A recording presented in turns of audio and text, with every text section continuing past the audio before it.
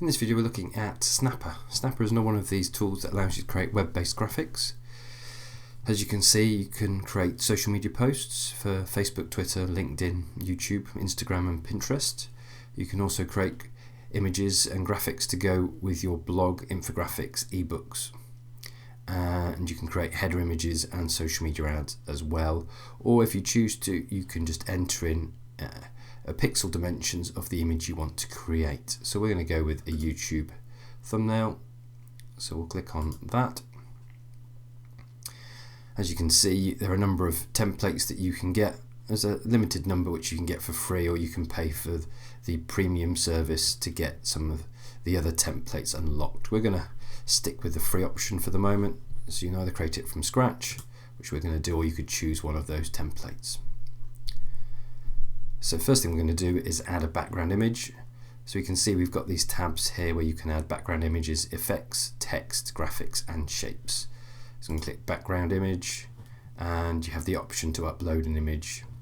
I'm going to choose one of these. So this is quite an interesting image. So you've got this guy walking through the field, or let's go with that one. So we've got our image there. You could choose patterns. You could upload your own image, or you could choose a color and you can enter in the hash code of a particular color if your brand is that particular color. So we're going to stick with the image. We can then go to effects and you've got the option of adding a color overlay. So we can change that color overlay and sort of warm up the image a bit maybe. And then you can alter that. So you can see now we're just giving it a slightly warmer glow. And again, you can alter the hue and the saturation, so you can play around with that to your heart's content. So it's quite a nice feature. I'm not quite sure if my adjustment works, so we'll go back to where it was. So having applied the effect to the picture, we're going to add some text. And you've got the option to add a heading, a subheading or some body text. Let's go with a heading. And we can then double click to edit the text.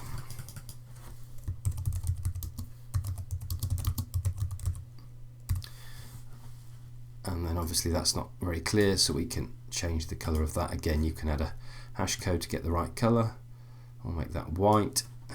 You can change the font style, and there's a range, so you can go for the Arial or whatever takes your fancy. You can alter the alignment, so we'll go with that. And then you can obviously rotate it, or you can drag it to where you want it to appear. So I'm going to leave it with centered alignment for the minute. You can also alter, and this is quite a nice feature, you can alter the line spacing and the height as well. And then you've got the ability to add a drop shadow. And finally, you can alter the opacity as well of the text. So we're going to leave that there. We won't have a drop shadow, so I'll just get rid of that, but you get the idea. Having added your text, you can also add shapes. So a range of different shapes. You can add your shape in there. You can then stretch it. You can alter the opacity of the shape. And you can arrange it so we can move it back so the text is behind it. It's always nice just to add a shape and just alter the opacity, just so if you've got a distracting background, it makes the text easier to read. So we've got the layer function, as I've shown you.